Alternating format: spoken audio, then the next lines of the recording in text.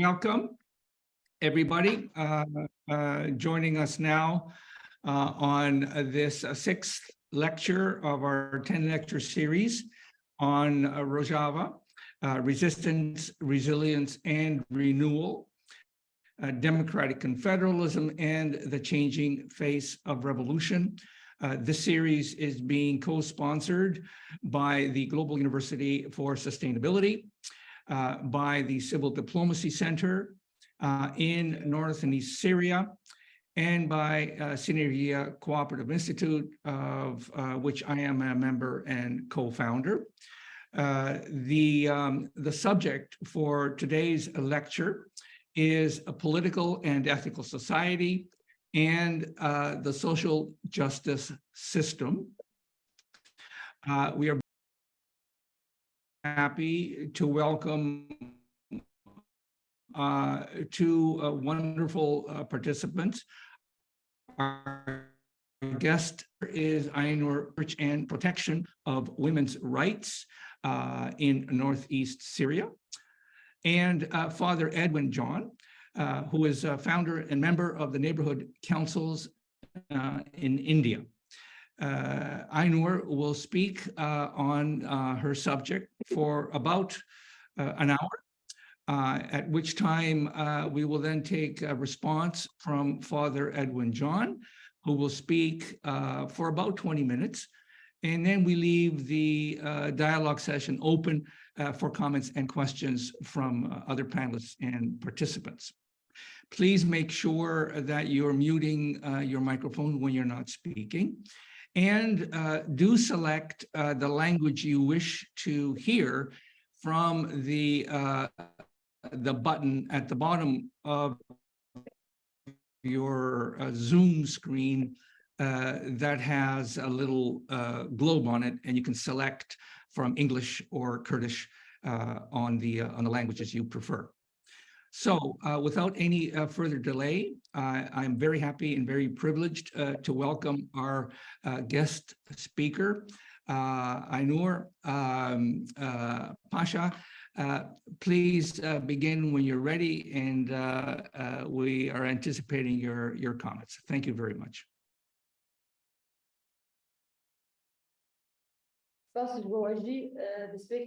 Thank you. Thank you to you too. I am a lawyer, Aynur Pasha, and I'm also focusing on the women rights in entire region in northern eastern Syria. Today is the 3rd of July. It is the anniversary of the 3rd of August. It is the anniversary of the atrocities of ISIS on the women in Shingal region. And we also would like to commemorate this day and once again denounce these atrocities and inhumane treatment of women by the ISIS. It was a feminicide carried out in Shingal. It was a genocide against the people in Shingal that took place in our 21st century. We saw that how brutal ISIS captured and enslaved women, and they turned them into sex slaves. So it's an important day, and today is the anniversary, so we would like to remember that. In our system of autonomous administration in northern and eastern Syria, we have the social justice system. It is, I would like to describe this system at the beginning of my speech. It's based on moral values. So moral actually, it's a word which has the original meaning of creation. You create your own standards, your own rules. It started from the days of the people used stones and turned them into tools. That's how they started creating and deciding and determining their lives. And the way that you create, the way that you live and you decide how you are going to do it, it brings your moral values. These moral values, when they become tradition, and through this side, it also will be widespread. And then there are people following these kind of values, then it becomes moral. It is the ethics, the moral that we talk about today. This is a quote which is not written, but it's more meaningful than the written law or piece of legislation. The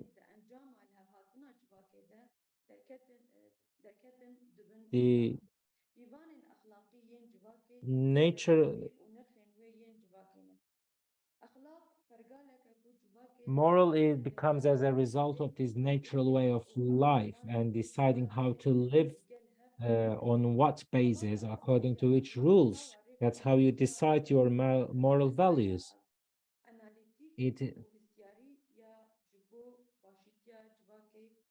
It also creates this understanding of the good for the entire society.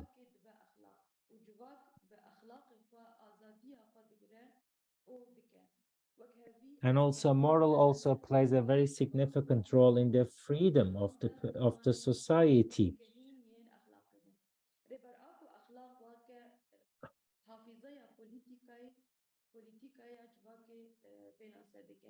And morality, it also defines a political memory of the society, because it changes, or it's based on these experiences, political experience of the societies that they go through. And in the basis of in our system, it's an ecological system based also on the freedom of women, which was developed by Mr. Öcalan. The societies that are organized around moralities are the societies where you can see a very strong feeling of justice. And on the other hand, if the societies get distant from the moral values, in the same way, they will lose their understanding and the values like democracy, rights, and respect to each other.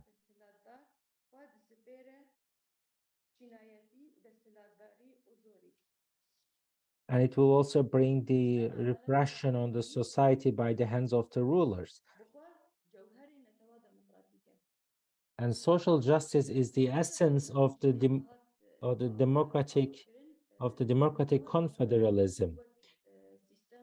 And the democratic nation also accepts this value, and it's also puts in the core of its the way of organization. And from the beginning of the crisis in Syria, people started organizing themselves, and the first in Jazeera region and Kobani region, they organized themselves on the essence, on the principle of the democratic autonomy. Within this structure, we have a council for legislative council, and there is another council for can be the executive power, and the third pillar is the justice system, which is also based on the social justice.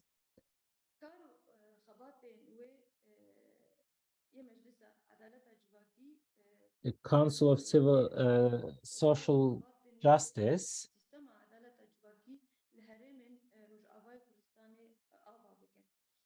they start establishing their institutions where they can function within their capacities. So the first question was, of course, what is the social justice? How we can realize social justice? It is the understanding of justice.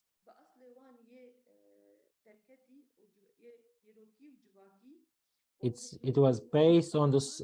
the understanding and the mindset of society and historical and political background that influence them. And the injustices should be removed in order to realize a social common understanding of justice. And it is also based on the moral values of the society. That's how it was defined at the beginning.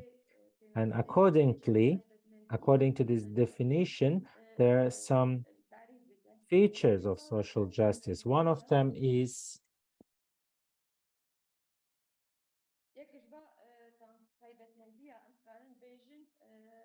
that it's the historical basis, because when we look at the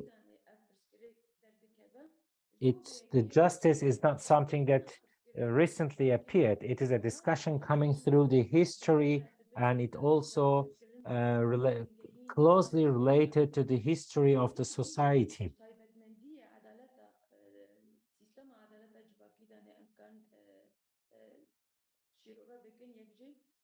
And another one is the mindset, the mentality of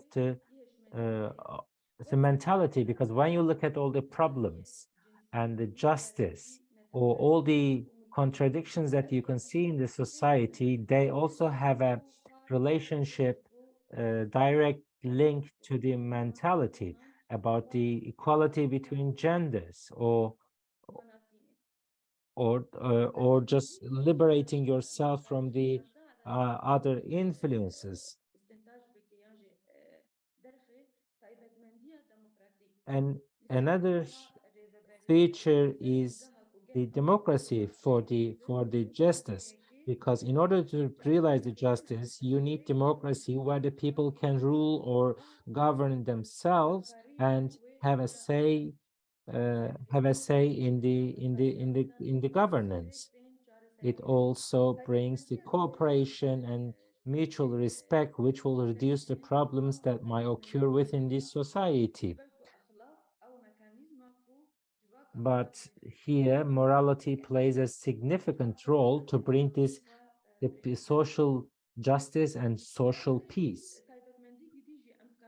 Another feature that we can underline for the social justice are the democratic laws. The laws which are approved by the local councils, which respect or which also represent the will of the people living in that region. Another feature of it is of social justice in northern and eastern Syria is is the peace. Peace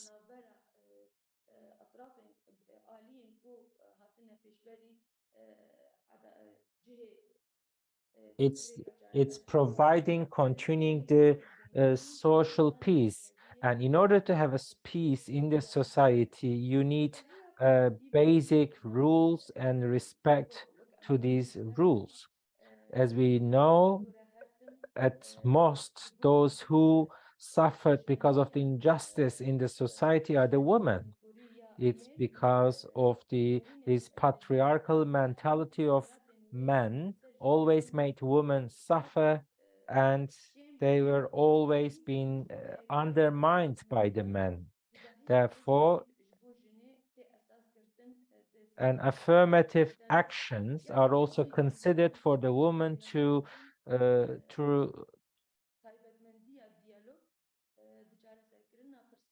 fight against injustice. So they get this positive discrimination in our justice system until these deep-rooted problems are solved.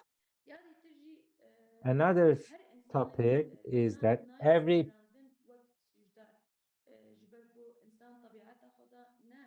we don't consider the human beings are as criminals or guilty.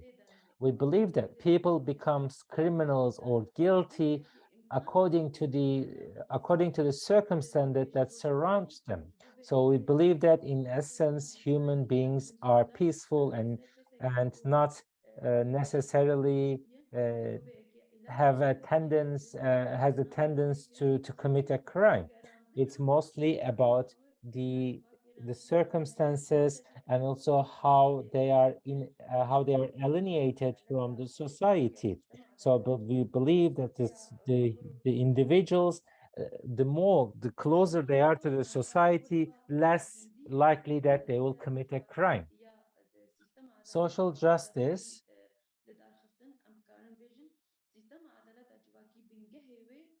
in our,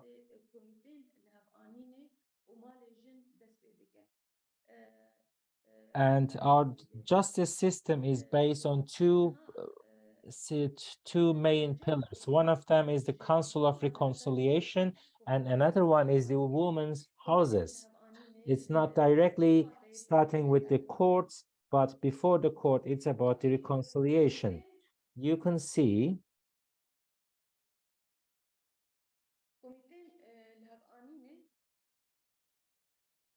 our reconciliation councils are also social councils, so which that they are elected. The members are elected on the local basis, and the members are the prominent people which are respected within the society, or they are considered as like the wise people, or they are known as persons with morals and ethics and fair. And these people, and they're also the members of the Council of Reconciliations, are all volunteers. They are not paid, and they are also persons with experience in terms of reconciliation, bringing peace, and finding solutions for the problems within the society. These reconciliation councils or committees can also share the burden of the courts, and the members of these reconciliation committees, these persons, it's not a court making decisions on behalf of the involved parties or the sides, but their way of functioning is actually convincing each other, and they act always within the principles of the democratic nation, and no decision or no reconciliation can be against any woman, or it always has to be in favor of women. In these matters which are related to the woman directly, this role is assumed by the women houses, because the women houses, they also act as the reconciliation councils related to the woman issues, and it's also considered to be a part of the justice system. And when we talk about peace, peace has to be based on justice and fairness. And in order to have a peace, you have to convince both parties involved in a dispute, for example. And also these reconciliation committees have to be impartial. They cannot favor any parties involved in a dispute. And as we said, all the decisions made are based on the moral values which will be acceptable for the parties. When the parties involved in a dispute, and if one of them belongs to a different ethnicity, religion, or a different circuit of the society, in that case, this council always need to consider the brotherhood and sisterhood of the people living together. It has to be it has to be taken into consideration, and any decisions that made should serve to this coexistence of different ethnic and religious groups. And these groups, these committees,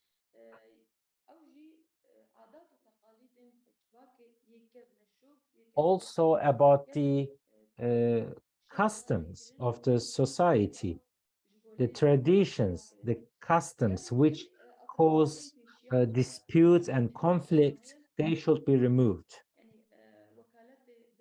They don't take into consideration, and always the tradition should favor the tradition should be being favored, that bringing serving peace rather than inciting hatred among people. And this system is also based on the other criminology principles, like the witnesses and also evidence and presumption of innocence whatsoever. In the hearings,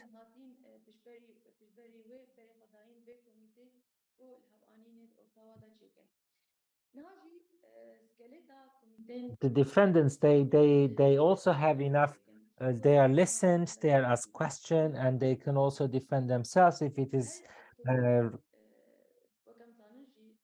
with the presence of the older parties. They are like public hearings, and as you know, in this system of democratic confederalism, the communes are the most important piece of this system, and the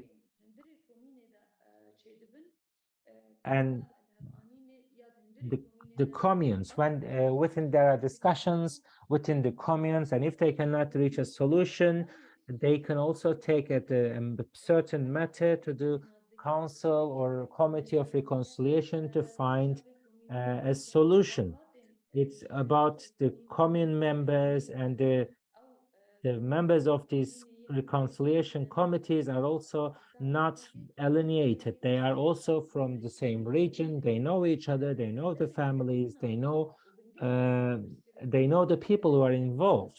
So this reconciliation council as uses it as an advantage of being local, so that they can find a better solution which will be acceptable for everyone.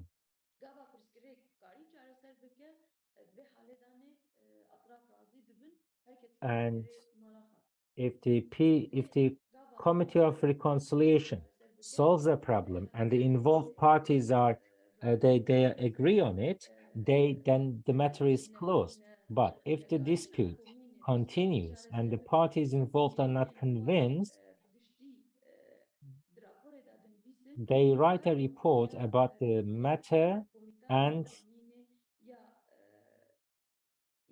it can be transferred to the reconciliation committee of the region or on the province in a different level. So according to the administrative system, it can be district, it can be the city, or it can be the province.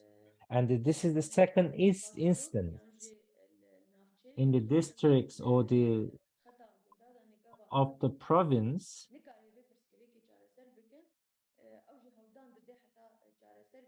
They also try to find a solution for the dispute, and if it remains, if it goes on, they also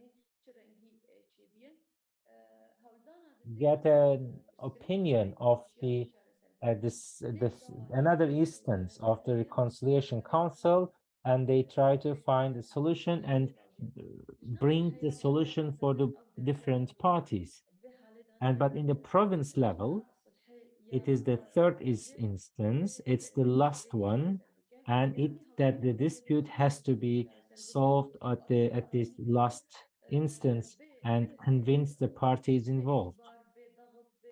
Of course, it doesn't involve any threats or any pressure. It's the same principle applies there too. It has to be on voluntary acceptance, and the parties should be convinced.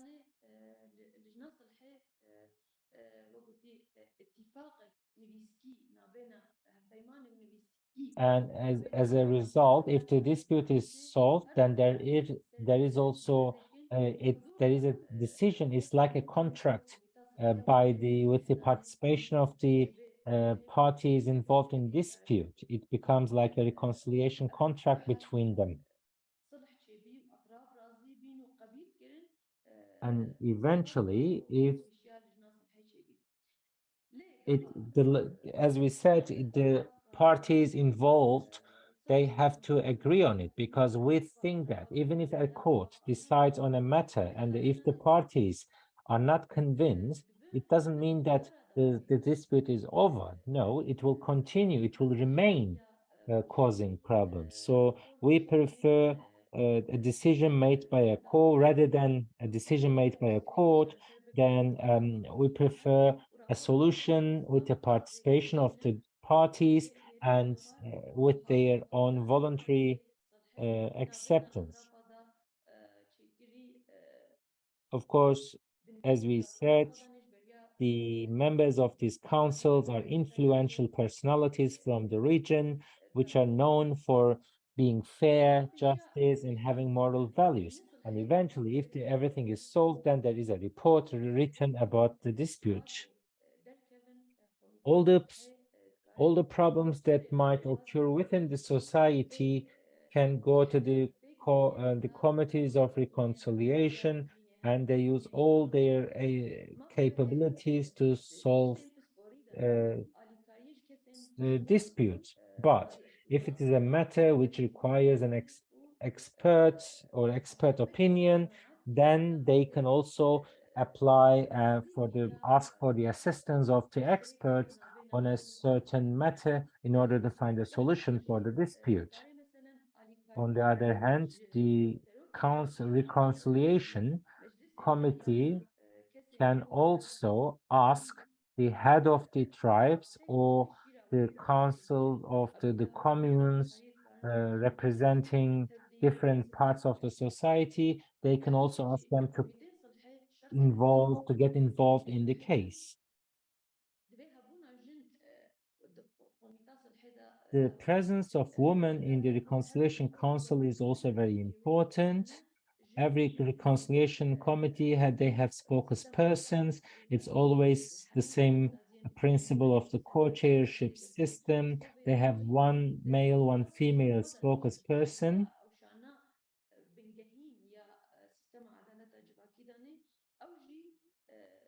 And this is the same principle that also apply for at every level in the region. Women's presence is also secured, because we know that a peace cannot be achieved unless women are a part of it, because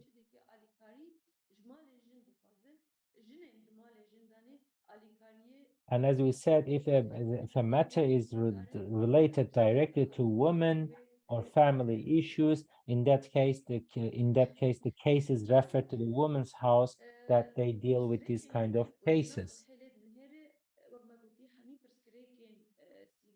The disputes, the problems, the cases that are dealt by the reconciliation councils, they can be family issues, social issues, trades, and different levels in the villages, in the districts, or in the cities, or in the provinces.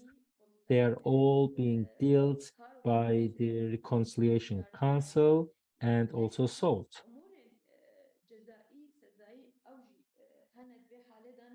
And in that case, we also have certain sanctions and punishments.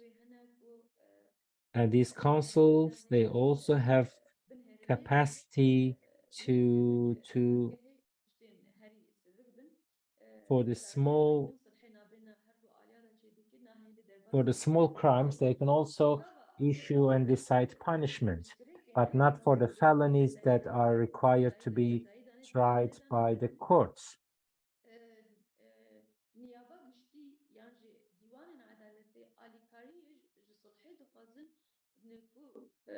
in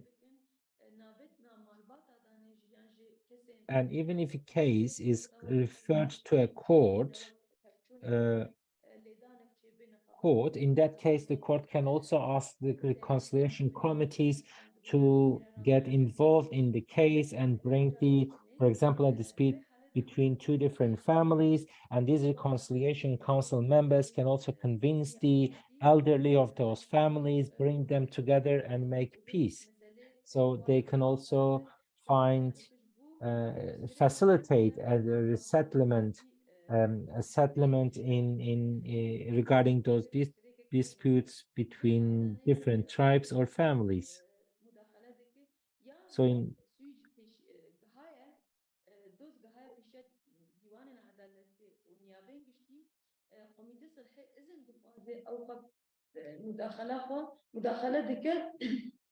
and in different cases, when a case is before the court, the reconciliation council can also apply the court to allow them to get involved and support their endeavors for peace.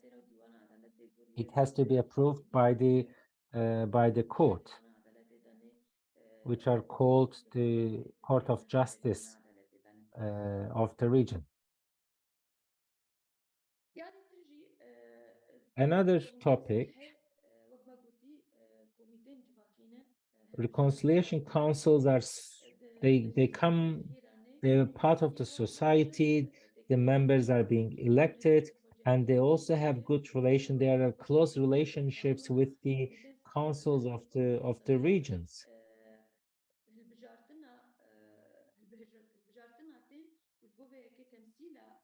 And as they are elected, because they are elected, they are also have right to represent the council at the reconciliation council at the regional councils of general councils.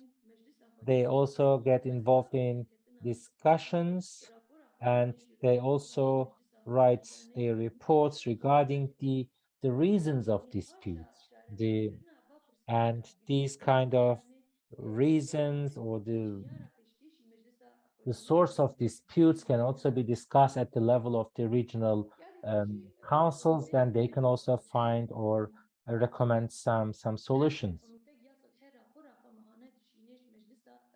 And these reports are being issued monthly, and they are sent to the council, and also presented by the member representing the reconciliation committee at the level of council.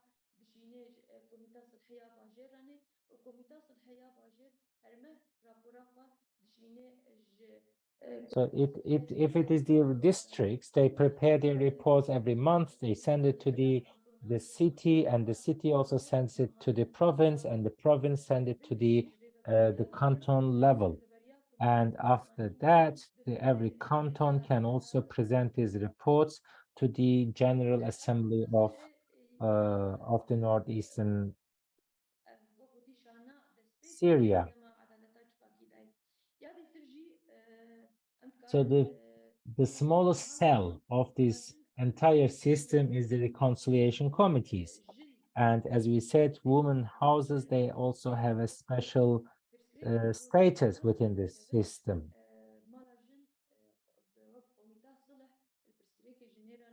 The problems or disputes regarding the women are being dealt by the women's houses. It can be domestic violence, it will be familiar problems, or marriage problems, and similar problems are also dealt by the women's houses. It's also a civil structure.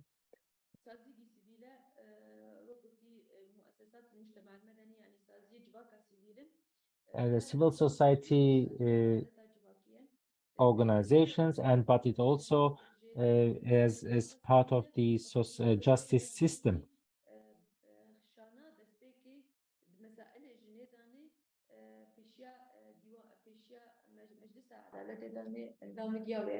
They can also represent women at the Reconciliation Council, and it's their function is not only about getting involved in disputes or cases, but they also prepare reconciliation councils and the women's houses. In addition to getting involved in the cases, they also try to spread this understanding of coexistence and understanding of justice.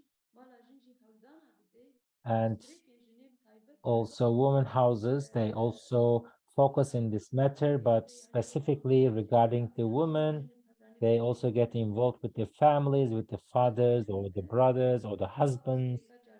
And in order to find solutions based on the freedom of women and also according to the legislation, laws that apply in the region for the protection of women in northern eastern Syria.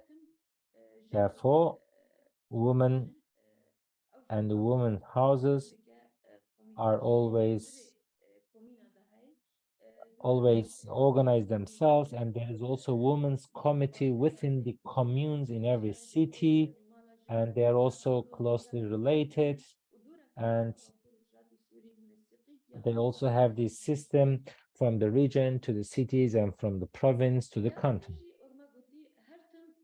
Another topic, the marital problems or the problems in married couples. It's also deal with the women's houses, and it's also based on the approval of the men and women together. If there is a conflict or if there is violence against women, the women houses can also represent the woman in front of the court, and if the woman doesn't want to go back to the house or to go back to the marriage, that she is supported by the women houses. And there are also women who are escaping the domestic violence, and they come to the women's houses and ask for help.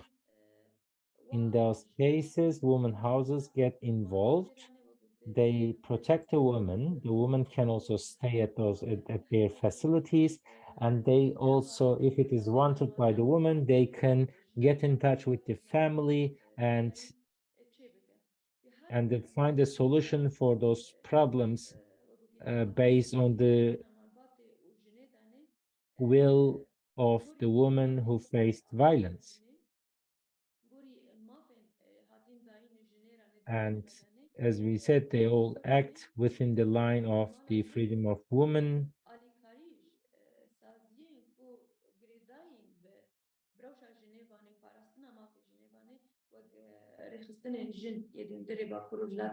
And these women houses are also supporting the other organizations working in this field, in the field of freedom of women. They can be civil society organizations or different initiatives. They are also supporting these kind of initiatives.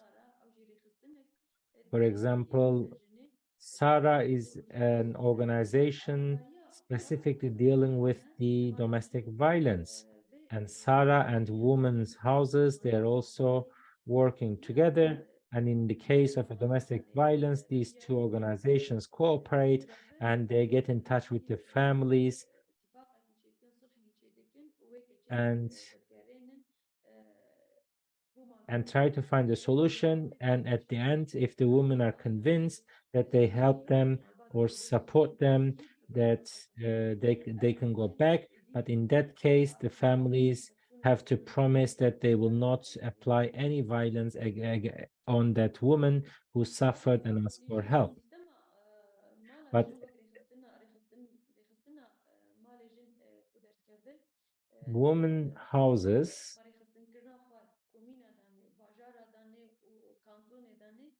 they are at the commune level, at this province level, and also at the canton level.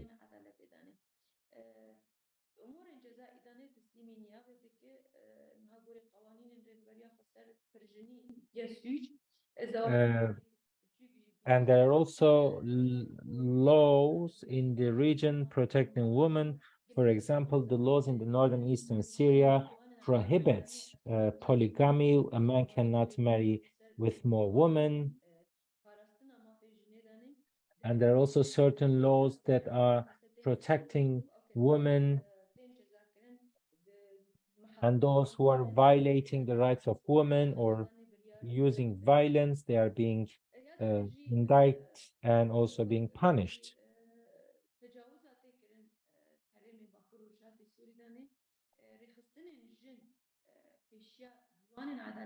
The violation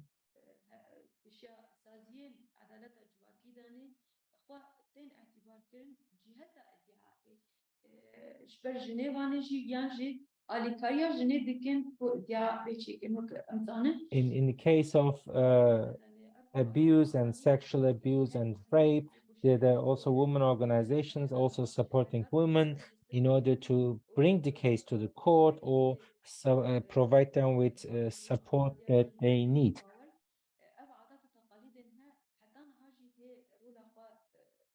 And there is another problem is the social, the traditions and customs within the society which are against women.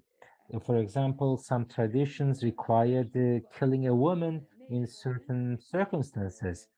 And the societies, they also, when it happens, they ask not to be punished because it's the tradition, but this is not acceptable. So anyone killing a woman in behalf of their honor or honor killings are not tolerated.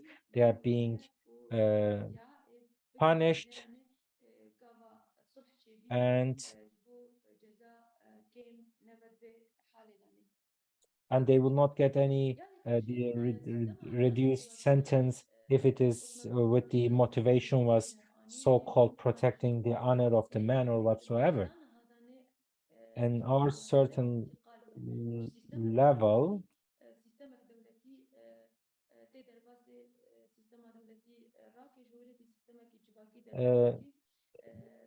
so far we always had this justice system which was a state organ, but today we are trying to bring this justice system that belong to the society, and this transition, it's not very easy. It requires more work, but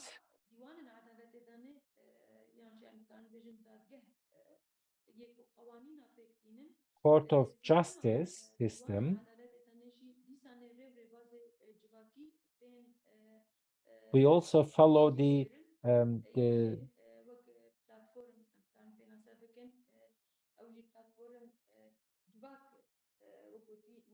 methods that also according to the society. For example, we call them platforms. If someone committed a serious crime and it is also against a crime against the society, if it violates the moral of society, in that case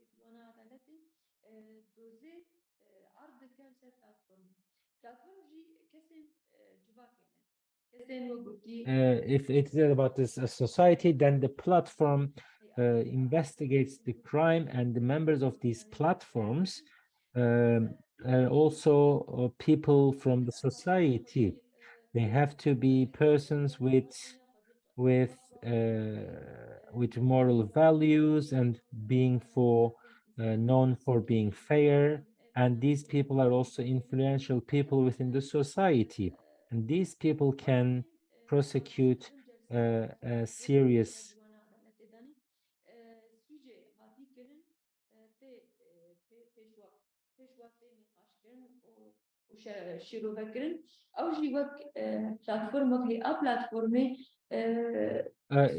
it's sorry, it's not the prosecutor, it is like a jury system. If there's a serious crime was committed, it comes to the court of justice, and in that case every hearing is also, they join and follow the every hearing and every statement, and eventually they decide whether that the person is guilty or not. It's also like a jury system. With this way, that the entire society becomes part of the justice system. And the problems or the disputes, also the crimes, can also be seen and considered from different aspects, because everyone representing the society might know different backgrounds and certain aspects of it that might be ignored by the lawyers. So another thing, the platform system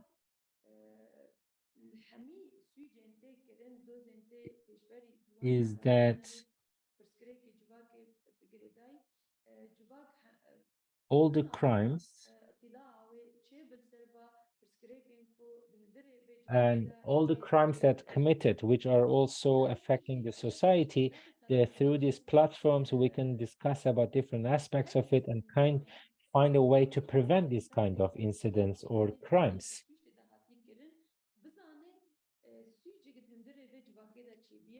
And it also, anyone member of that society should know if there's a crime committed within that society. They should know the reasons, the circumstances, and they should do something to prevent these kind of crimes taking place in future.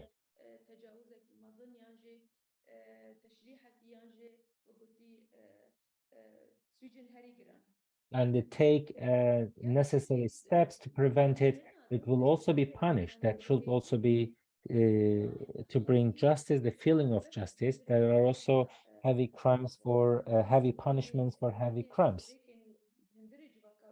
And when the society, members of the society realize these kind of crimes taking place within the society, they will be more sensible and for regarding the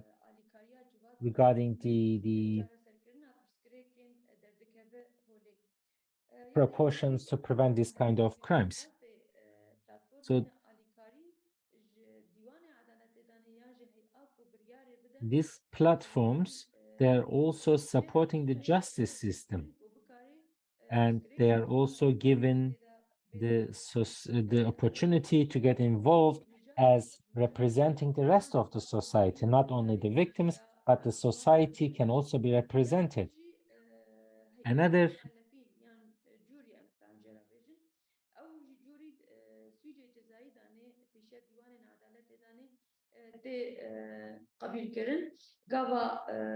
there are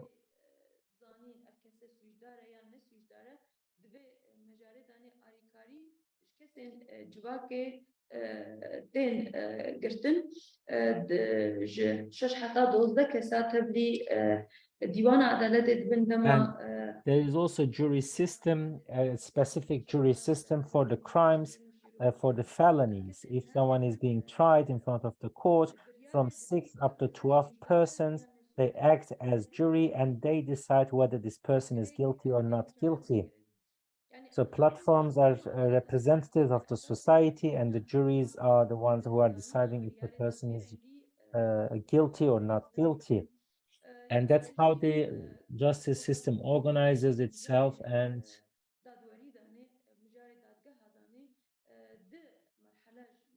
we, Court of Justice, with this system, we have two instances. One of them is the first instance is the courts, the first instance court, and the second instance is the Court of Appeals. This is may I intervene just for a quick moment? Aynur, I'm just giving you a notice that you 10 minutes left in your speak. Okay.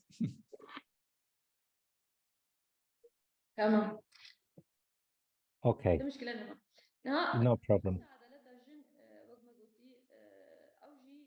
We also have a specific Council of Justice for Women. which is also a part of the general justice system. And this court, it is specifically dealing with the crimes against women. It can be about violence, domestic violence, or discrimination against women, or different problems that women face in their everyday life. It can be injustice, it can be disadvantages, whatsoever. So these cases are also being dealt by the Council of Justice for Women. It is also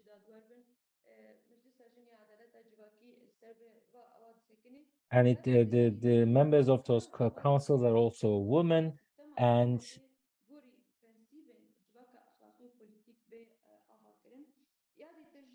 the final goal is that all these decisions are made according to the principles of this moral and political society. And it also aims at bringing a change in the relationship between different genders, man and woman, and also bringing the justice, the feeling of justice for women.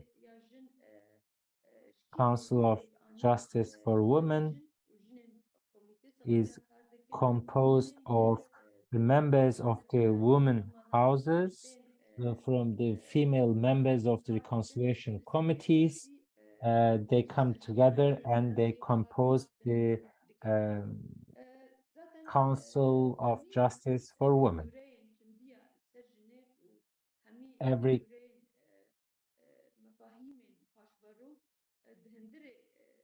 Every sort of violence against women and all the traditions or which are against women, misogynist traditions, are all being dealt within the this Council of Women for Justice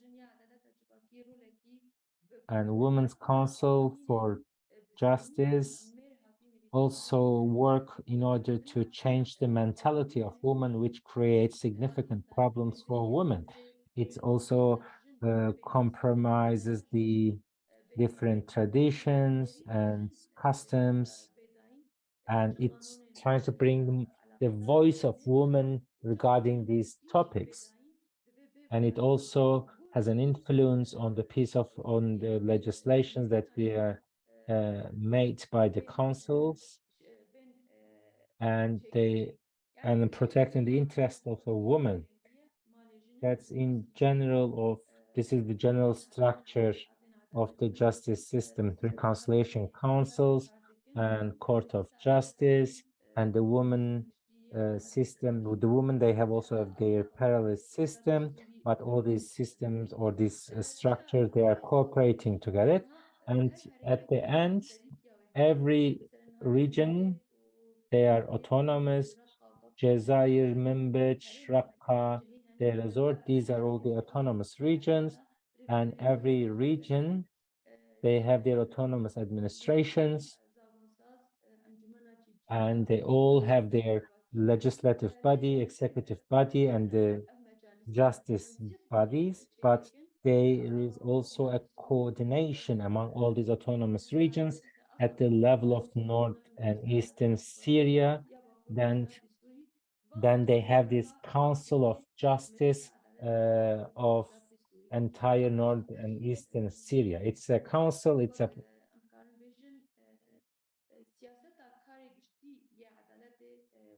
it's more like doing like policy making is their task, and they are issuing guidelines, and we also have a special courts against terror or terror crimes. It's called the Courts for the Protection of the Society.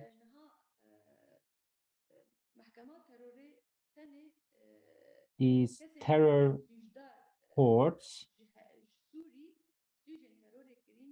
it tries only those Syrian citizens or the people from Syria who are involved in terror activities. However, not the foreign citizens. But we know that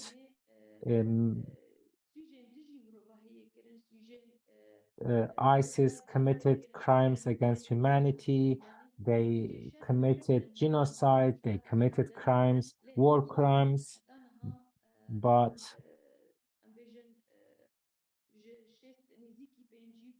the foreign members of ISIS cannot be tried in Syria. There are like thousands of ISIS fighters coming from 60 different countries.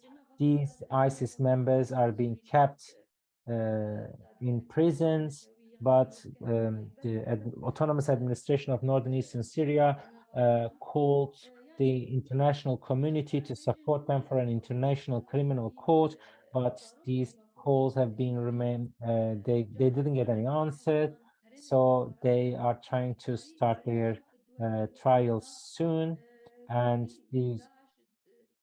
the people of this region, they sacrificed a lot, they paid really high prices to protect the region, to fight against the ISIS, to defeat the ISIS. And now they are being abandoned, they are being left without support, because the fight against ISIS was not only for us or for Syria, it was a fight that we carried out on behalf of the humanity. And the fight against ISIS is still going on, and the trial of these foreign members of ISIS should be considered as part of this cooperation in the fight against terror. And maybe you might have heard recently the autonomous administration announced that they will start with the trials of those foreign members of ISIS. And as a result, because they cannot postpone these trials anymore, but they will use the local laws, anti-terror laws in the trials of those foreign ISIS members. And another problem is that there will be more problems regarding the punishment or serving the punishment they are given as a result of those trials.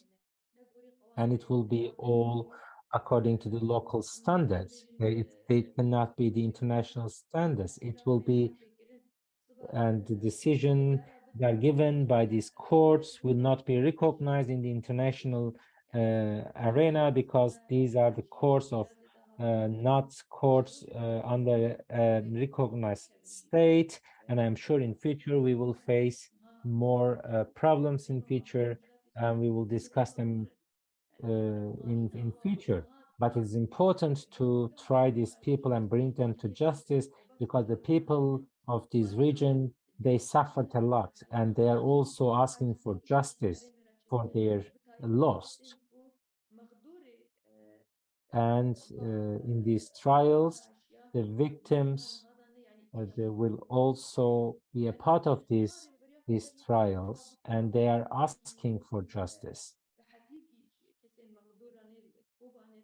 And it is important for the people of Kobani, Raqqa, Deir ez-Zor, who suffered a lot under ISIS rule and suffered these unspeakable crimes. Now they are asking for justice in order to feel lighter, and to make their pain a little bit lighter.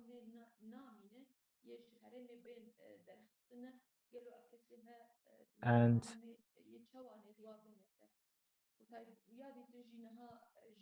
as we said, but all these trials, because due to lack of international support, will be carried out according to local standards. And there are also many female fighters of ISIS, because there are thousands of male fighters, and there are also thousands of women and children. Their family members are also kept in the camp, and some of those women are also radicalized and they committed crimes. And we see that the rest of those women are also have these radical thoughts because they have been brainwashed and radicalized by the ISIS, even if they didn't involve in fighting, they have these radical feelings and they're raising their children with this ideology. And we see that in the camps where the women are being kept, the ISIS ideology is reviving itself and keeping itself alive among those inhabitants of those camps. So it is a prescient issue to try these foreign members of ISIS and bring them to justice. And therefore, the autonomous administration needs international support in these trials. I hope I didn't speak too long, and this is the general description that I would like to share with you. Thank you very much for listening to me. Thank you so much, Aynur. That was fascinating. An incredible story, an amazing experiment in social justice according to these principles of morality and democratic governance that you described at the beginning of your talk.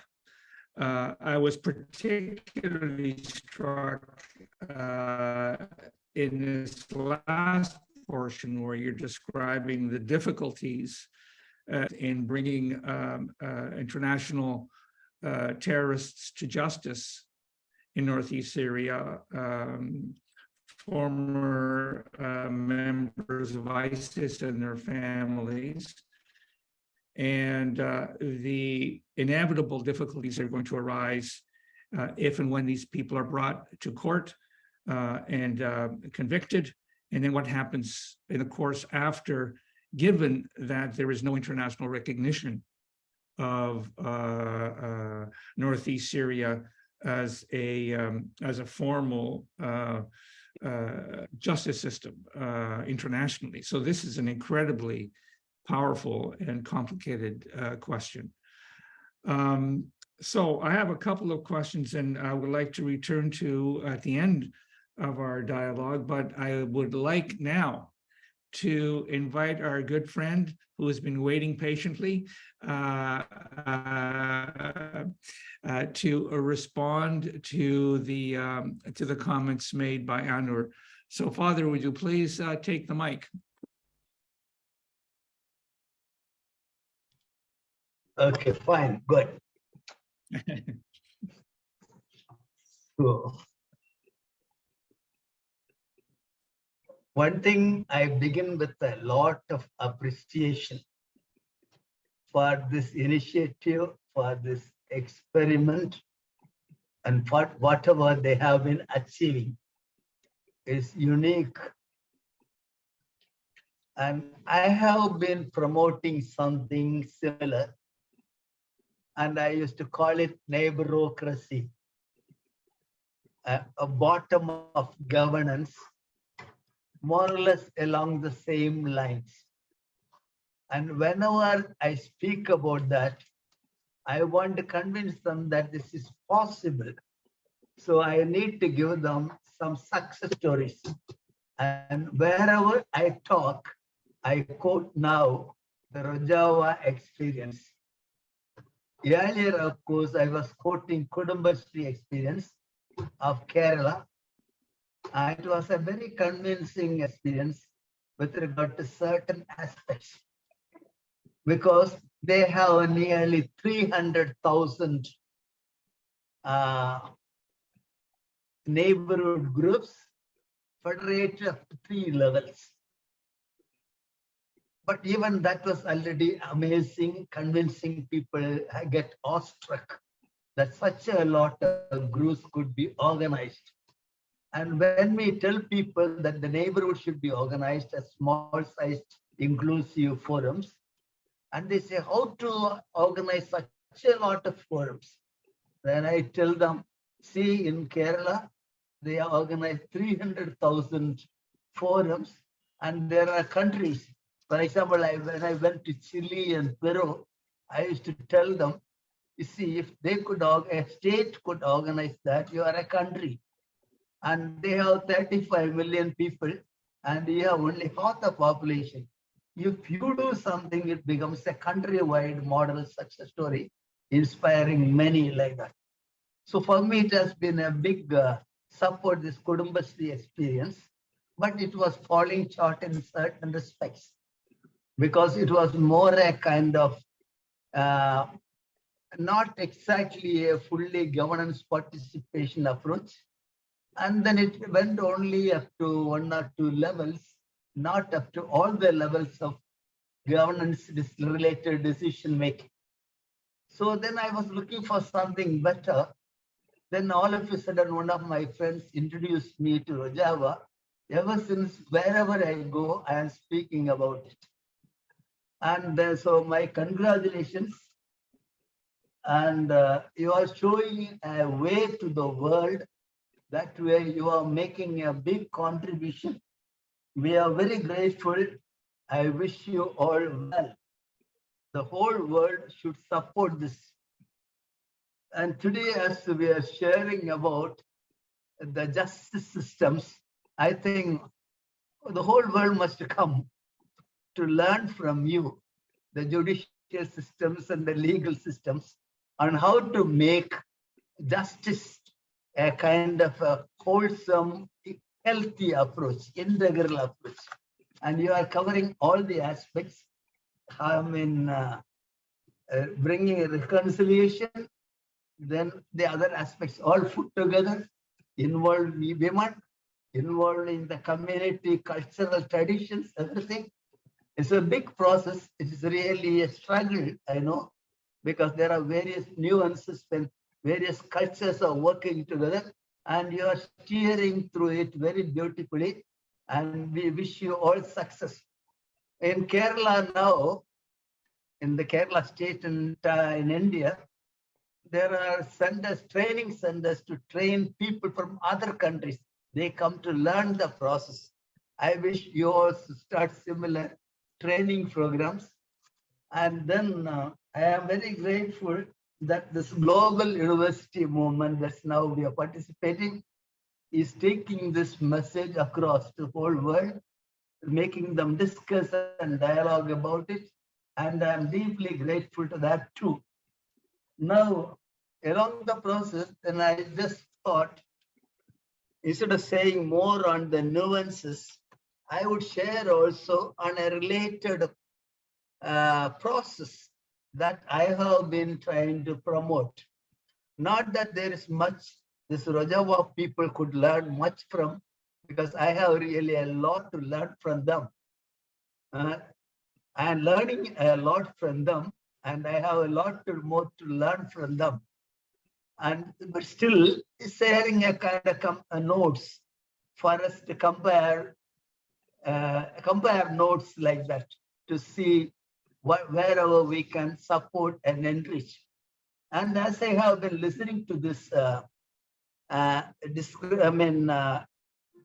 explanation on the justice system, I thought I have also more material to add, more chapters to add from this experience in our Bureaucracy book also.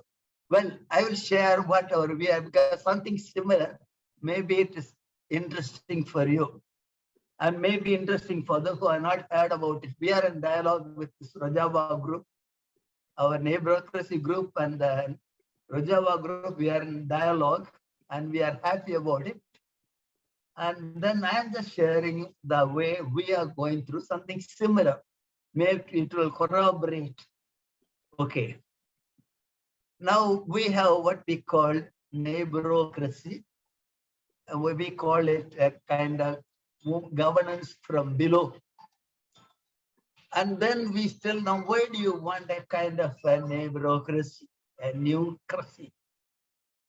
Then we say democracy is good in principle, as ruled by people, for the people, of the people, etc. But the way it is practiced leaves a lot to be desired, and it frustrates. Why? There are 2 or 3 aspects. I quote only 2 or 3 aspects. One thing is it creates divisions. That means every time a decision is made, it's not the type of reconciliatory approach the Rojava is following, but it's a kind of win and lose approach. One group wins, the other group loses. And then every time a decision is made, a division is made. Every time an election is made, a division is made. Then it's a kind of number game, majority, minority. So it's a kind of majority and minority and number game. So what happens eventually, to get more members, so be on the winning position, to resort to all kind of dirty tactics. And that's happening. Every time there is an election, you can almost always predict that there will be some kind of this communally divisive event taking place. Earlier it happened for us in one state. Now it is happening in another state in India. So this kind of tactics go on, unhealthy tactics, and they continue, and they should not be allowed. Then another thing we said, though it is ruled by people, people are not really ruling. I asked, today also I had a training program. I asked them, are you really ruling? They said, okay, we have an election. Then I asked them, do you really have a say when election takes place? Is it your voice that is represented? As you are presented 2 candidates from 2 money power centers, and they present 2 candidates, you have to choose between the devil and the deep sea. Do you have much content in your choice? No. So that means you are not ruling, you have no voice. When you have no voice, you are not exactly ruling. So you are taken for a ride. Can there be a governance system where everybody really rules, not merely the moneyed people, influential people, the powerful people, but everybody, even the last man? And for that, we said we need systems. Then we said, no, for this we proposed a system. And the system is multi-tier federation of neighborhood parliaments of about 30 families each, but at various levels. And we say they should follow certain principles. The principles, number 1, we say smallification. That means make things small. We say the biggest problem why people are not able to participate is that forums are too big. We just give the principle, the bigger a forum becomes, the more it becomes the game of the powerful big voices, big, not normally in terms of money, and the small voices go unheard. They become voiceless. And here what we find in practice, the constituency, electing constituencies are so big that you cannot meet one another, you cannot know one another, you are only a number lost. That means, we give an example today. In my parliamentary constituency where I come from, it's nearly 100,000 people. And in such a big forum, who alone can talk? Only people who have enough money power to give enough publicity, mobilization, rallies, and everything like that. Only they get elected.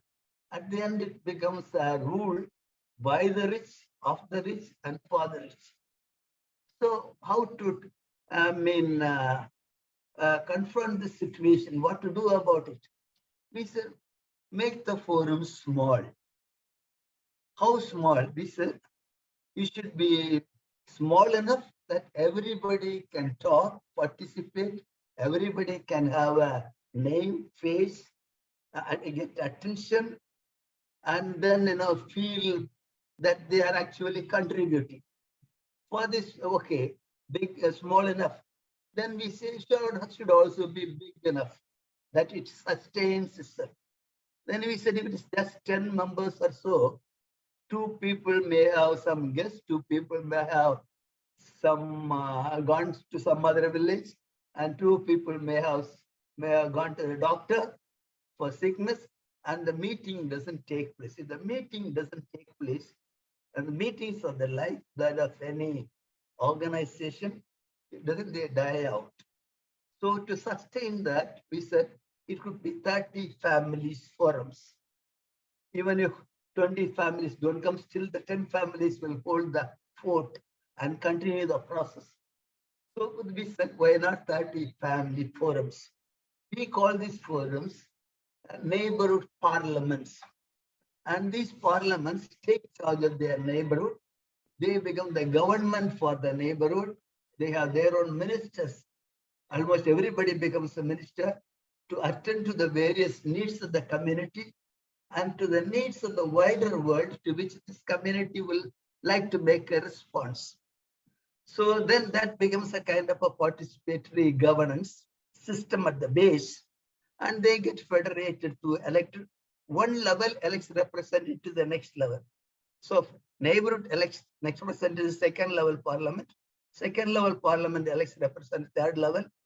Like this, one level elects the next level rather than straight from the base to the top national parliament. So this way, at every level, people sit together. We say smallification means not only at the base, at every level, it should be small. Face-to-face community where everybody can sit around in one circle, nobody behind anybody else, and everybody talk without a microphone. That's the viable size. So both at the base and at every level above, be it at state level, national level, international level, global level, it should be a small forum. That at every level, everybody is somebody, everybody is heard, everybody can participate. So we call that principle smallness. The second principle follows from this, recall. If it is now in the present day system, you have no scope to recall because such a costly affair, because big constituency and big expenses like that. You cannot have elections every day, naturally. But we say here it is small, at every level, small sized forum. If it is small sized forum at every level, any day you can call your forum and make decision to call back an elected, call back a representative elected from your level to the level immediately above. So at every level, you can call back an elected representative any day, the whole time, on a day-to-day basis, not only once in 5 years on a token basis, whole time on a full basis. The neighborhood people are controlling the entire system. People at the base are controlling the entire system. If they have power that way to control, then their needs will be addressed, their problems will be solved. So the whole system becomes accountable. Then we bring the principle of subsidiarity. Subsidiarity means action and decisions at the lowest level possible. So whatever can be done at any low level or any decentralized level, don't take it to any higher level. The higher level deal with only those matters that no lower level can handle. Then we ask them what would be the advantage. In the discussion we ask, this is most of the decisions, where will it be taken at the base? At the base, who are all the people? People, the common people, ordinary people, the poor people, the affected people, everybody is there. And if they are becoming part of most of the decisions, and they are consulted for most of these decisions, how would they feel? They said they will feel valued and they will feel important. They will feel recognized. I said that's important. The recognition is a core problem. Everybody wants to be recognized. And here everybody in this process gets automatically recognized. That means much of the psychological tensions and problems get over. And so that's the principle of we say of subsidiarity. And then the fourth principle we say follows on the first principle. That means we call principle numerical uniformity, number-wise uniformity. It's like this, first level, neighborhood can contain only 30 families, it has to be small. Second level, if it has to be small, it can contain representatives from only so many first level parliaments. And third level, it has to be small, it can contain represent only second level. Only so many second level parliaments could be represented. It means at every level, only so much segment of population could be involved. That means no neighborhood parliament will be bigger than any other neighborhood parliament. No second level parliament will be bigger than any other second level parliament. When you go on this way, no state will be bigger than any other state, and no nation will be bigger than any other nation. This we call numerical uniformity. We say that means if every nation has more or less same amount of population, if that is the principle guiding, there will not be border wars. If no border wars, no war at all. And if no war at all, no defense expenses, and all the money those goes for killing purposes, all nuclear arm expenses and everything could go for constructive purposes. Then we bring also a kind of a fifth principle. We call it convergence. That's very easy to explain. We say it's not very difficult to organize the entire world as neighborhood parliaments, because you don't need to take a bus to organize your neighborhood and to tell the whole world, okay, this is something we want to do. That will be good advantages in so many respects. So all you do is to come together in your neighborhood and choose one convener to begin with. And that will not take much time. Then we say, but it's difficult to sustain it. To sustain means people should keep owning it, have allegiance to it, have commitment to it, be ready to work for it. All this is a big process. And how would you ensure a sustained involvement? And this we found from experience. The communities come together when they have something to do. When they have something to do in common, they want to know who are all this we and who are all outside, who all can contribute what, and how we can manage to get them around. All this means interactions. And when they interact more and more, they become more and more cohesive, glued together, and they will be like a collective identity, a collective ego. When any group's collective ego is adequately reinforced, they won't allow anybody to bypass them. So this way we strengthen the base. When the base is strengthened, the rest follows. Then we circulate initially these 5 principles. When we circulated, some 2 people wrote and asked, have you heard about sociocracy? Till then, we did not hear about it. Then we hunted for it. Then what we found, more or less same approaches, but something in a way much little more defined and focused than ours. One thing was consent-based decision making, not majority-based. They said not even consensus-based, not unanimity-based, because people will have different preferential options based on their psychology and other needs and so on.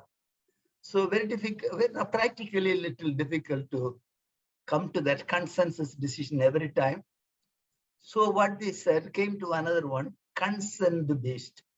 I may not be in full agreement, but still I know that at this stage, if everybody is to give a consent, only this is the highest possible. So I say, though I am not yet fully for it, I give my go ahead. I will be also cooperating with you. But I still keep right to reserve my opinions, and I may still keep convincing you tomorrow it may be all right. So in sociocracy, they make the decisions best for now and safe enough to try. And at the end of every decision, they had a review date. So we will review this decision that day to see if it is still relevant. Okay, that's the consent-based decision making. Another thing is sociocratic elections. Today also I conduct a demonstration section in a training program. See, people need not divide themselves every time they make a decision. And in addition, they can get even more united by taking a decision together. And for this, sociocratic decision elections help us. It's a very interesting process. I normally give it with a demonstration, but to explain it a little, must they ask, okay, what's the role?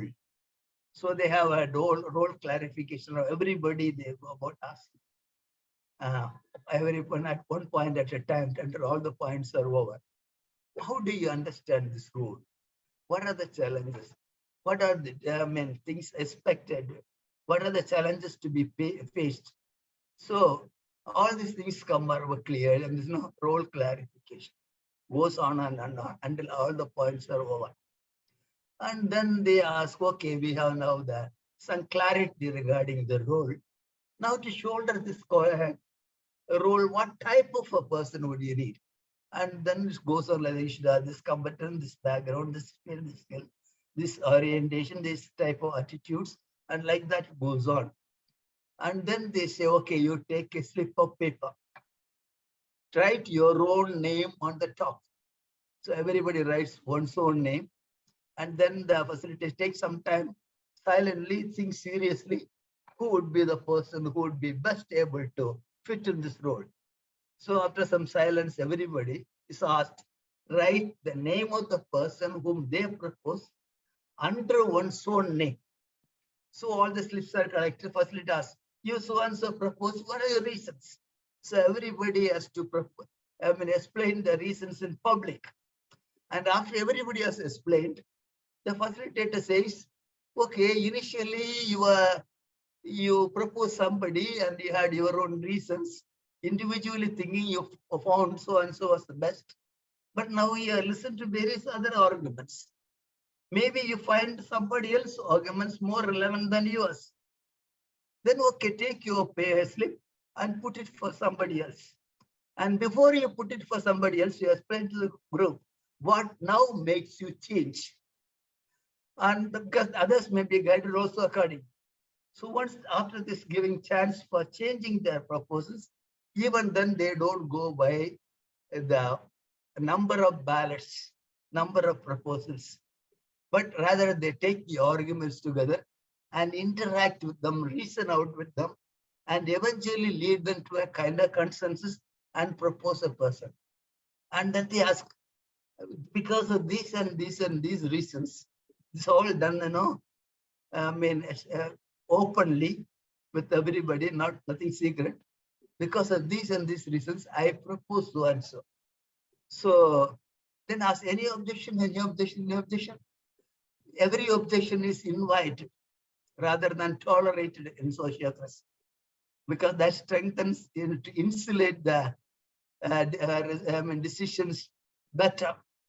So then if anybody has objection, they ask, what's the reason? Objection should be argued and serious enough to call for a revival. If the objection is valid, they say, okay, that's a good, valid objection. We have to take it seriously. Then why not we look for somebody? Then why not for these and these and these reason, this person? Any objection? No objection? Okay, then election. And at the end, everybody is happy. Everybody has a win-win situation. So like that also they have their decision-making patterns. So we integrate all these things and we propose this. And then we start everywhere. Can I ask you to, Hello? Father, can I ask you to conclude in about 2 minutes? Sure. Yep. Okay. And then we start this, experiments in various places. We have various groups working under various names, and they all try to promote this. And we go also as a supportive measure, we go with inclusive neighborhood children's parliaments. And that is our glamorous program like. That means whatever we want to do for the grown-ups, the same pattern we follow, inclusive neighborhood parliaments children, inclusive ward parliaments of children, like this goes on national parliament, global parliament like that. So we have our global provisional children's parliaments, we call it provisional because the real parliament comes from when everybody is organized from below. This is starting point, provisional. And our children, the last 5 or 6 months, 2 of our children in the provisional world addressed UN meetings at 2 occasions. So like this, we have various linkage and we try to share the concept. And in all this, our biggest encouragement and biggest convincing argument is the success story of Rojava. And for that, I thank them very much. I finish, conclude. Thank you. Thank you so much, my friend. Fascinating work, incredibly ambitious, and best of luck to you. I am always inspired by these experimentations in local autonomy and democratic practice at all of these levels. 2 fascinating examples. One with the social justice system that was just outlined to us by our colleague in Rojava, and now the experiment in neighborhood councils that you just outlined for us. Thank you so much. I have 2 questions I would like to pose to our main speaker about the justice system in Rojava. One question is there a formal criminal code? Has there been an established criminal code either taken from other jurisdictions or from the previous administrations in Syria, or has there been an informal or new criminal code that is being applied by the Kurdish people and the other groups in Northeast Syria? So that's my first question. Is there a criminal code, either formal or informal, and how was it developed?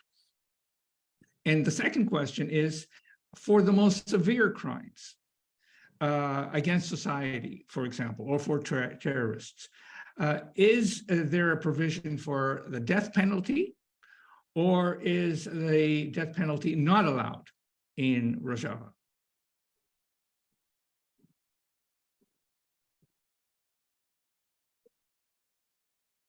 Those are my questions. I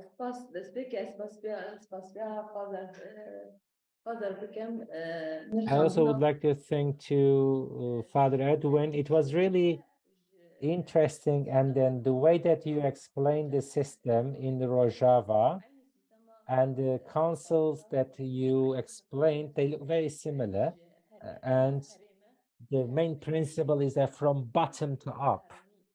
So it's always about being local and giving voice to the locals. And secondly, the current system in Rojava and northeastern,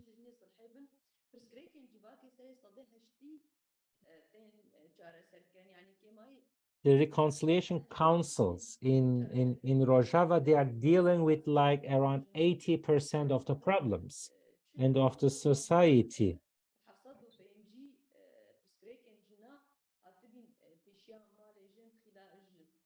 And the women's houses, they dealt since 2018 to 2023, they dealt with 7,750 cases related to the women.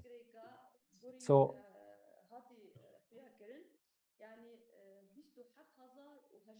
among them, around 28,000 problems were dealt with the women's houses itself, and the rest were referred to the different reconciliation committees, and then after that it was referred to the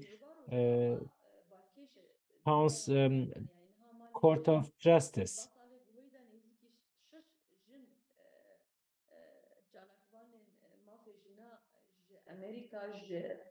And about these women houses, like last year there were only six women researchers. They came from different places from world. They came from the USA, European countries.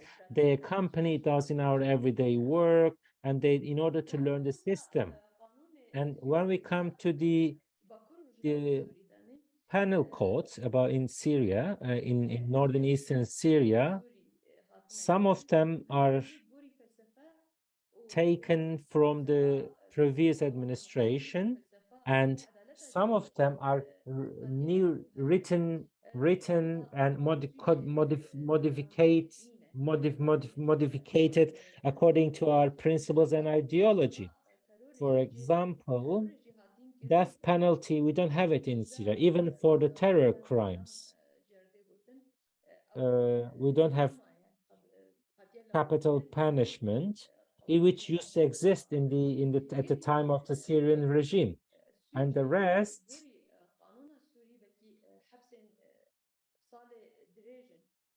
And according to the maybe Syrian penal code, some even small crimes were severely punished, and they given very long year of imprisonment.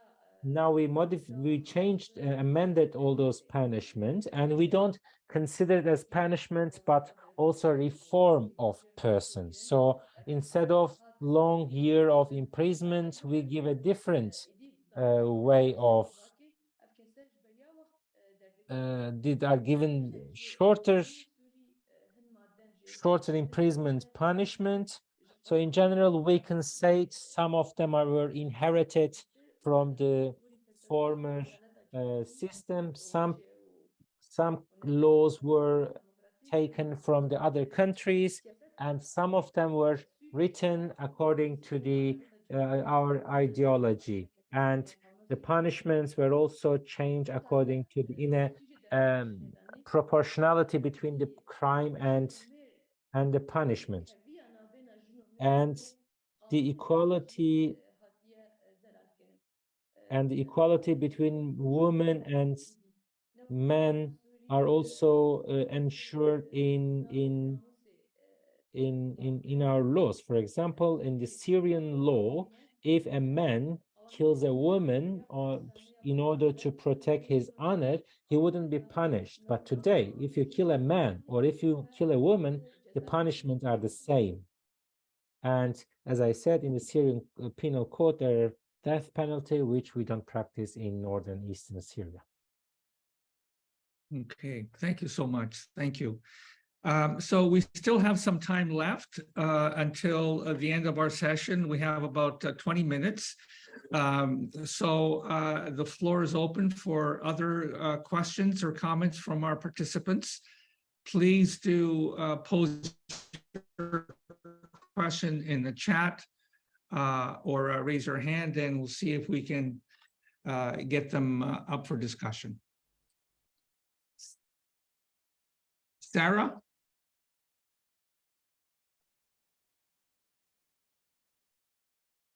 I have a question here from Ian Campbell, who says, Father Edwin, can you describe how in the first parish where you started to organize neighborhood parliaments, how you came together to stop the violence and crime that was there? I have heard you tell the story of starting local justice committees or something like that.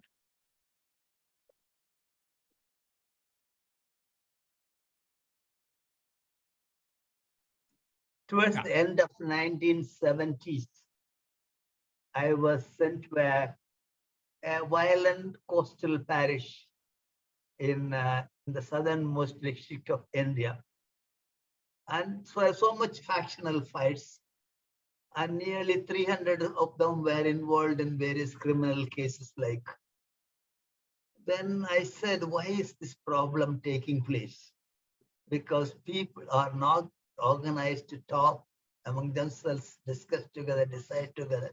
So they become victims of the gang leaders like. So then I started gradually organizing, taking inspiration from Latin America, basic communities of about 30 families, neighborhood communities. And then we made them come together quite frequently to discuss about various issues. And then we started a system where then we got some 5 people from each neighborhood of 30 families to form the representative general body of the village. And then in addition to this, we also had a kind of, for everything we get representatives from the neighborhood communities.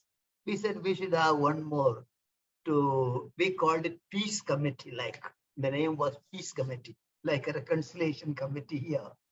And this role was to listen to the grievance of people, bring peace, and more or less like a court to us.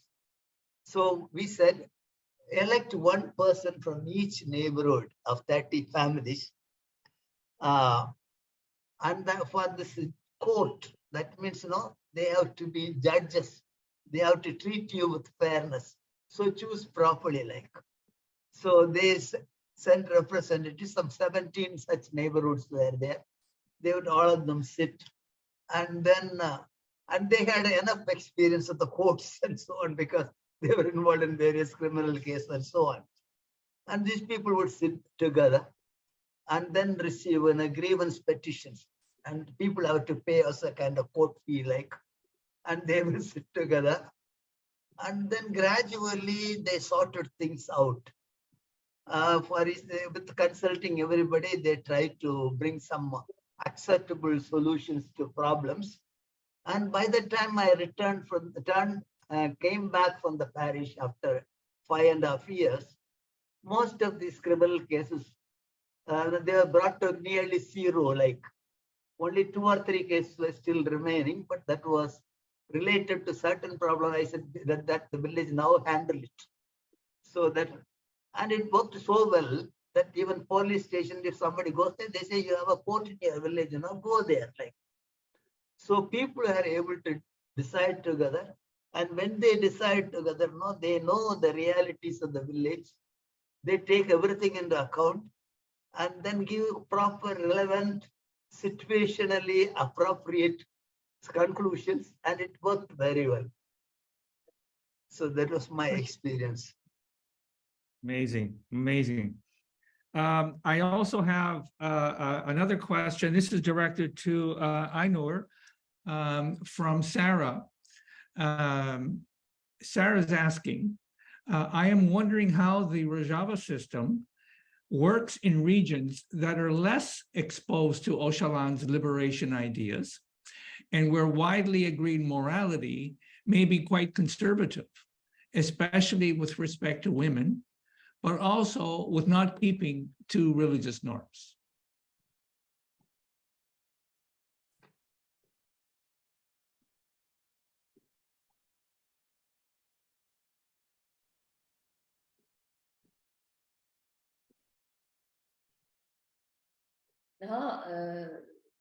يعني هو كان فيجن فكره فلسفه وجلان Öcalan's idea,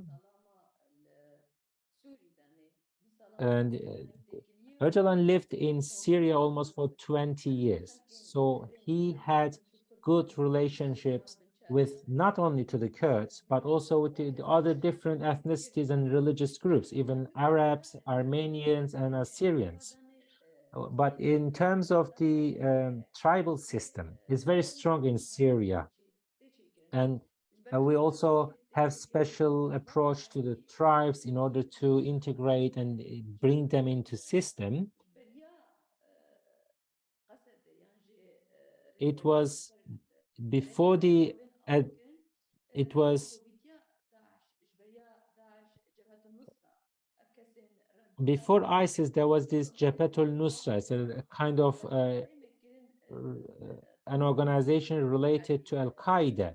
So before these regions were liberated by the Syrian Democratic Forces, they suffered a lot under Jabhat al-Nusra and ISIS rules.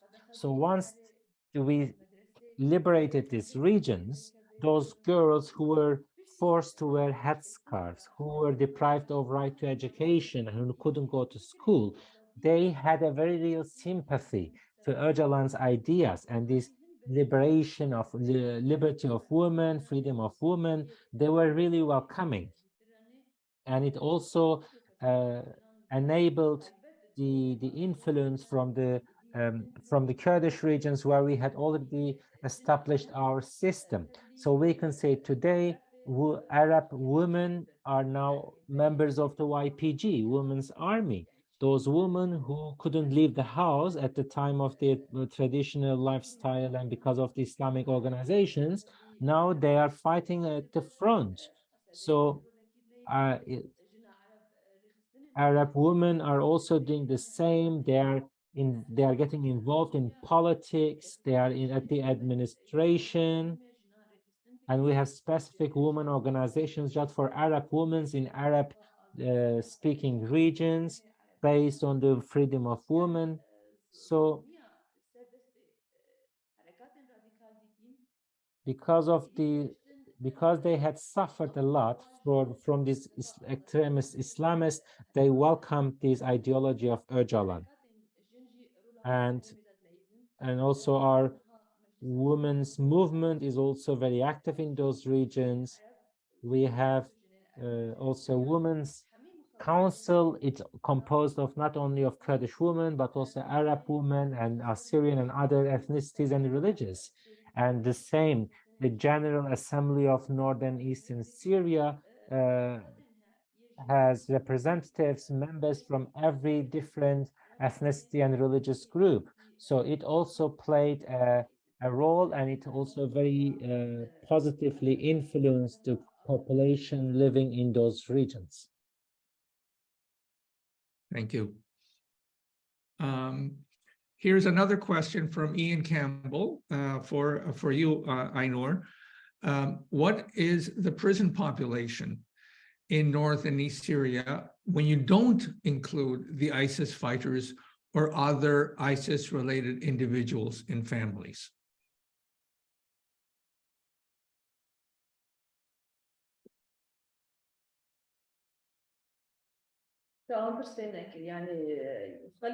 خلقي هرمي نفس يجي إرهاب يعني جيتش تروري.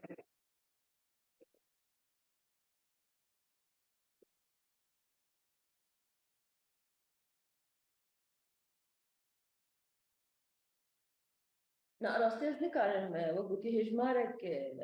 don't have the exact statistics because there are always new people who are arrested and or released. And from time to time, we also have amnesties. Even those people who didn't serve the entire punishment, they might be released, and it's not a central system. I cannot give you statistics regarding the persons. It's changing every day. Right. Okay. I will put one final question, and because I don't see any others at the moment, and then we will conclude. A big problem, a big issue, of course, is the camps and the incarceration of the ISIS prisoners and how they're going to be dealt with. Is there any possible solution or prospect for some collaboration with other nations, with the United States or other potential allies, as to how to deal with this very large camp population that is keeping former ISIS fighters and their families in these camps? How do you see that could be resolved? And is it possible that it's going to be resolved soon?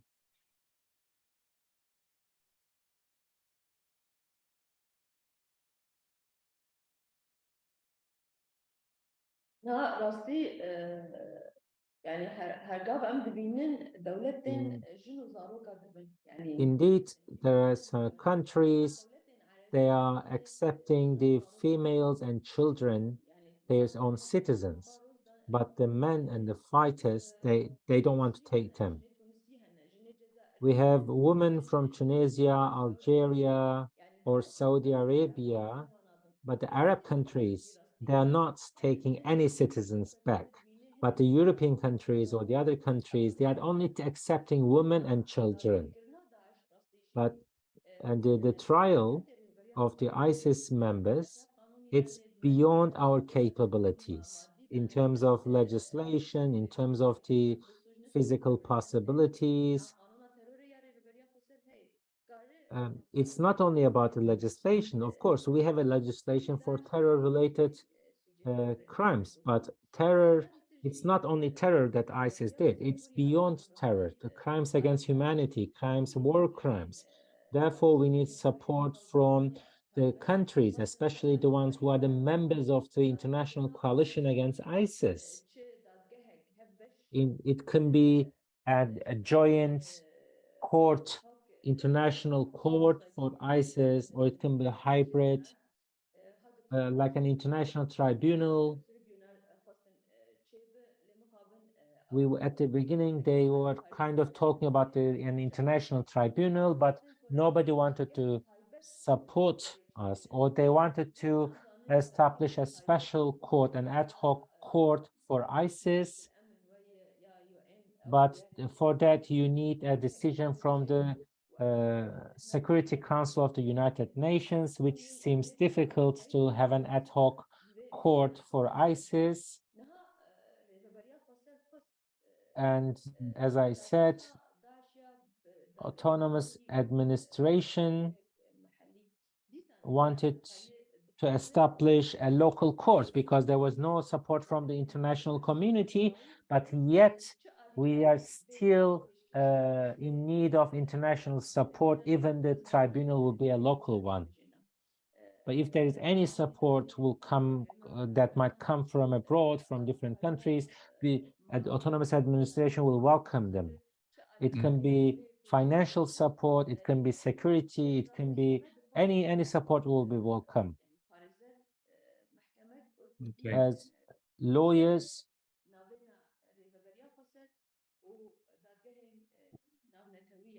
we would like to actually have a process, a mutual one, both with the participation of the autonomous administration and either international courts or other countries, and also the victims and the families of victims can be present and represented. Okay. Very difficult, very complex situation. Thank you, Aynur. There was one last question from Sarah, and she's asking, what can we read about the experiments in grassroots democracy in India? So what I would like to ask is perhaps in the chat, Father, you can suggest a couple of books on experiments in grassroots democracy in India. Certainly writings on Kerala and the story of Kerala's experimentation in I also would like to share some localized resources democracy is a very good place to start. Myself, yeah, I myself have written on Kerala in my current book, Civilizing the State, Reclaiming Politics for the Common Good. So you can certainly refer to that for some interesting background on the application of local democratic principles in Kerala. And then we can share maybe along with the description of the video, some additional readings that you can suggest, Father. So we are exactly at the end of our 2-hour session. A most fascinating discussion and presentation from both our speakers. So I would like, on behalf of everybody and the co-sponsors of this lecture, to thank you, Aynur and yourself, Father, for taking part. It's a privilege to be working with you on the presentation of the Rojava experience through these webinars and this lecture series. The next lecture will be exactly in 2 weeks' time.